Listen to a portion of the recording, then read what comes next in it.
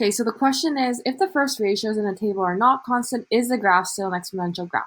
So what I'm saying is that E and F suggest that if there's a shifter up down, the first ratio might not look like it is not exponential. But if there is a shift up or down and you're only given a table of values, you'll have to be told the HA.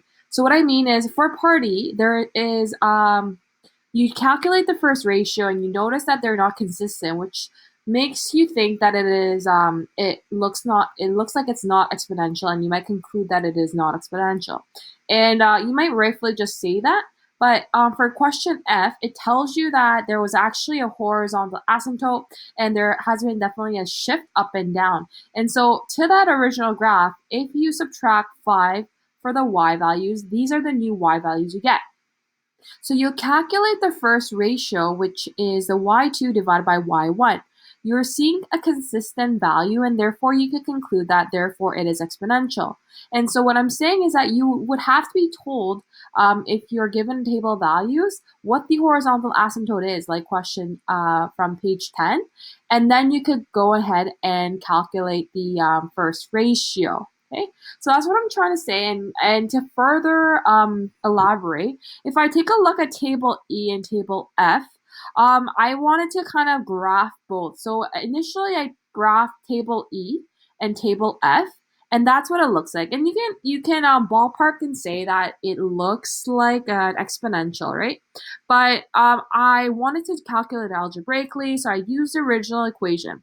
So first thing I did was try to interpret what subtract 5 means. What subtract 5 means that it suggests that my C is equal to 5. Why is that? Well, because you would have to subtract 5 in order to get your modified y. So if C is equal to 5, you have to subtract 5 to both sides to get y, and that's what we did. We subtracted 5 to get the y.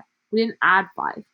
And if you don't believe me, please go through it by going through the first, second, and three coordinates and solving it for it that way, and you will see that C is equal to 5 exactly, okay?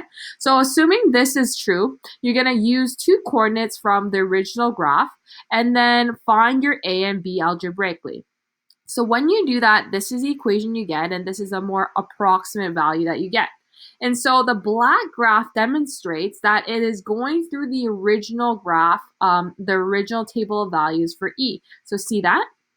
Okay, once I've gotten that, well, the graph for F is, well, I just need to modify that equation by subtracting by 5. I have to just go down 5. And my assumption was correct, and I copied that down and just moved that shift, and that's what I got. So hopefully you can see that by using Desmos, I suppose you can tell whether it's an exponential or not, but it was kind of a lot of algebraic work to verify it by getting it like to the dot. But general rule of thumb is that you're going to calculate the first ratio, and if it's all consistent, then it is exponential. If there has been a shift up or down, then you have to be told, like question E of page 10, that there was a horizontal asymptote, so you know to subtract the 2 and get rid of that 2 before you go ahead and calculate the first ratio.